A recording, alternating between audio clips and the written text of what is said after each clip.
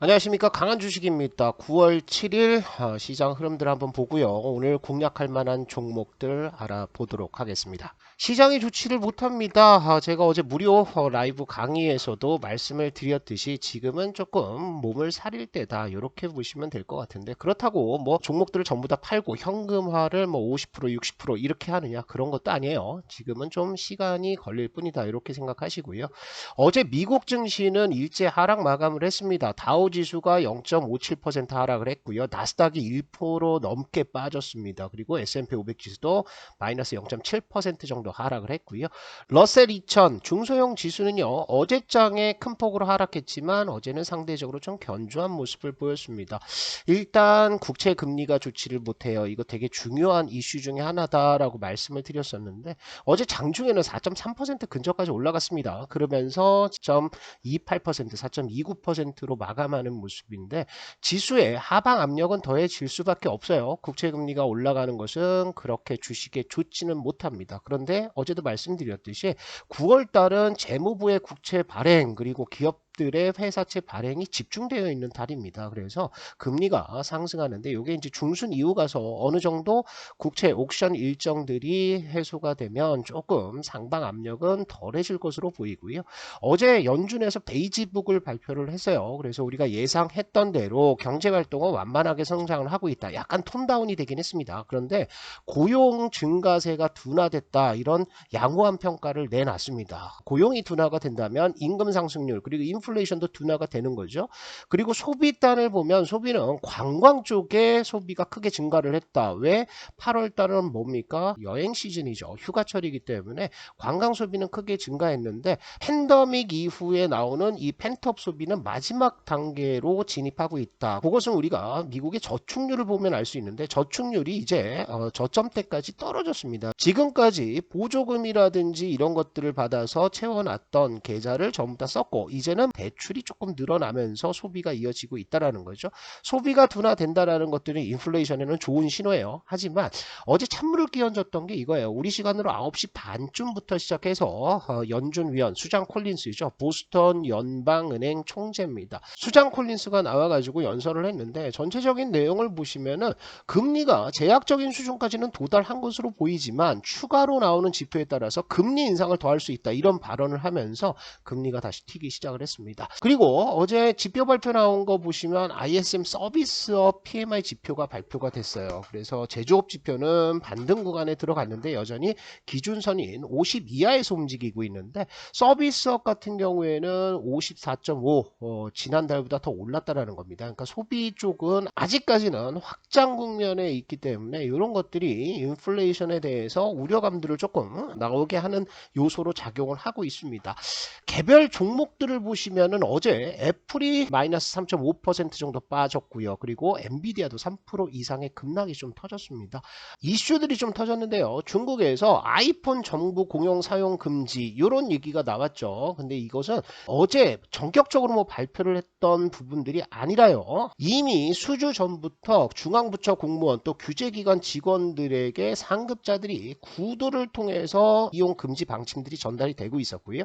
어제 기사화가 되면서 시장에 노출이 됐습니다. 애플의 중국 매출 비중은 19%에서 20% 정도가 됩니다. 그래서 미국과 중국이 애플에 있어서는 굉장히 중요한 소비처, 매출처 중에 하나인데, 여기에서 한쪽이 만약에 무너진다라고 했을 때는 애플의 아이폰 15 흥행에 타격을 받는 거 아니냐, 이런 우려감들이 나오면서 주가가 좀 큰 폭으로 꺾였고요. 이런 중국의 규제 방침들은 지금 서로 주고받고 하고 있는 겁니다. 영국에서 나왔던 이런 이슈가 있죠. 중국의 전기차가 첩보 수집용 트러이 목마가 아니냐, 그래서 중국 전기차에 대한 규제를 해야 된다라는 것들이 영국에서 기사화가 됐었습니다. 영국은 중국 제재에 있어서 굉장히 진심이죠. 중국의 전기차가 자율주행 기능들을 탑재하려면 고성능 카메라라든지 아니면 GPS 정보, 이런 것들을 수집할 수밖에 없는데, 그런 것들을 통해서 영국의 기밀이라든지 아니면 전반적인 고객 정보들이 중국으로 넘어가는 거, 요것을 규제해야 된다라는 목소리가 좀 나왔었죠. 그래서 요것은 일단 중국과 서구권 간의 핑퐁 게임으로 보시면 될 것 같고요. 엔비디아 쪽 그리고 반도체 쪽에서는 뉴스가 하나 나왔습니다. 중국 SMIC가 7나노 공정을 통해서 반도체 칩을 만들었다라는 기사가 나왔습니다. 처음에는 이게 뻥카가 아니냐 이런 분석들이 나왔었는데 실제 칩을 뜯어가지고 분석을 해보니까 아마 SMIC에서 만들었다. 그리고 공정은 7나노 공정으로 확인이 됐다. 이게 이제 오피셜로 뜨기는 떴습니다. 이게 메이크 60 프로라는 플래그십 기종이 되겠는데 중국 특유의 애국 소비가 발동이 되고 있는 거죠. 아이폰 사용 금지령에 이어서 화웨이의 메이크 60 프로 사재기 열풍들이 좀 나오고 있다. 이것을 이제 대대적으로 선전을 하고 있는데요. 여기에서 반도체 수출 규제를 자체 기술력으로 해결했다고 선전을 하면서 여기에서 타격을 받는 것은 엔비디아 입장에서 중국이 점차 AI 칩까지 만들어서 자체 소화하는 것은 아니냐 이런 우려감들이 좀 나오고 있는 거죠. 그런데 기술적으로 보면요. 중국 SMIC가 DUV를 가지고 여러 번 반복적으로 구워가지고 칩을 만든 것으로는 보여요. 그리고 미국의 규제가 시작되기 전에 EUV 장비를 중국에서 한 대 확보를 해놓고 있었죠. 이것을 사용했다라고 하더라도 시제품 만들 수 있어요. 몇백 개, 몇천 개 만들 수는 있는데 이것을 몇만 대 아니면 수십만 개를 찍어낼 수 있는 그런 양산의 기술력과는 차원이 다릅니다. 그래서 이것은 하나의 홍보 이벤트로 보시는 게 좋을 것 같아요. 또 하나 빅테크 IT 쪽에 악재가 또 하나 나온 것은 EU에서 거대 플랫폼 기업들의 시장 지배력 남용을 막기 위해서 특별 규제를 발표를 했습니다. 그래서 우리가 플랫폼 업체라고 얘기를 하잖아요. 게이트키퍼라고 얘기를 하는데 이것이 알파벳 구글 여기서는 구글 플레이 통해서 어플을 설치해야 되기 때문에 모두 여기를 통해야 되죠. 아마존, 애플, 메타, 마이크로소프트, 바이트댄스 이런 6개 기업에 있어서 얘들을 규제를 하겠다. 시장 지배력을 남용하지 않게. 그러니까 예를 들어서 자사 제품들을 더 우대를 하고 다른 제품들, 다른 서비스들을 홀대하는 이런 것들도 막겠다. 뭐 여러 가지 규제안이 발표가 됐습니다. 그래서 이들이 운영하는 유튜브라든지 페이스북이라든지 틱톡이라든지 이런 22개 서비스가 규제 대상에 확정이 됐습니다. 자, 그래도 그나마 다행스러운 것은 원래 규제 대상이 후보군이 7종목이었어요. 알파벳, 아마존, 애플, 메타, 마이크로소프트, 바이트댄스 여기에 삼성전자가 포함이 됐었는데 삼성전자는 제외됐습니다. 근데 뭐 삼성전자가 게이트키퍼 역할을 하는 플랫폼이 뭐 없죠. 그래서 제외된 것은 뭐 당연한 수순이라고 보시면 될 것 같고 어쨌든 이런 악재들이 쏟아지면서 미국 증시 분위기는 점점 악화가 되고 있습니다. 지금까지 나스닥을 지켜왔던 간판 빅테크 종목들이 힘을 좀 잃어가고 있는 상태고요. 이렇게 되면 실적 하향 조정이 되면서 지수에 좀 압박을 줄 수가 있는데요.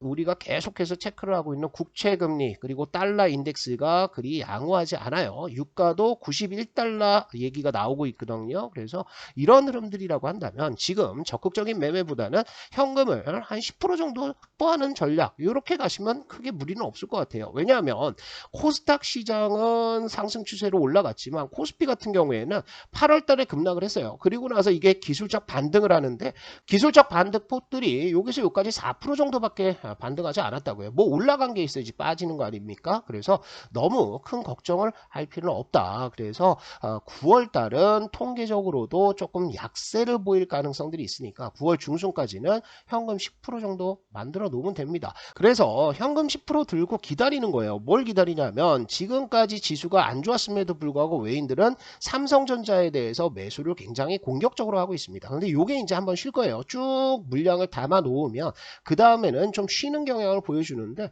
여기에서 어디로 넘어온다? SK 하이닉스로 넘어오는 구간들 이때까지 기다리시면 좋을 것 같습니다. 지금 실적 모멘텀이 가장 강한 쪽은 반도체 쪽이에요. 그래서 삼성전자를 담느라고 그간 HBM 메모리 모멘텀을 가지고 집중적으로 매수했던 SK 하이닉스는 쉬었거든요. 그런데 여기에 다시 매수가 들어오는 구간들이 나온다. 거기가 지수 반전 타이밍이 될 가능성들 많습니다. 현금 10% 말씀을 드렸는데 정방에서는 어제 미용 쪽에서 100%에서 뭐 129%까지 수익 인증이 나왔죠. 그래서 이렇게 올라가 있는 종목들 수익 실현하면서 나오는 현금 갖고 있으면 됩니다. 그리고 우리가 주도주로 담았던 종목들은 50에서 100% 수익 중에 있거든요. 그래서 이 수익 중인 종목들을 좀 팔아가지고 현금 마련하는데 문제는 없어요. 그런데 최근 가입하신 분들이라든지 아니면 정방에 가입하지 않으시고 무료 방송에 계신 분들은 이런 수익 종목들이 없다라는 거죠. 그래서 현금화하는 작업이 쉽지는 않아 보입니다. 그런데 그럼에도 불구하고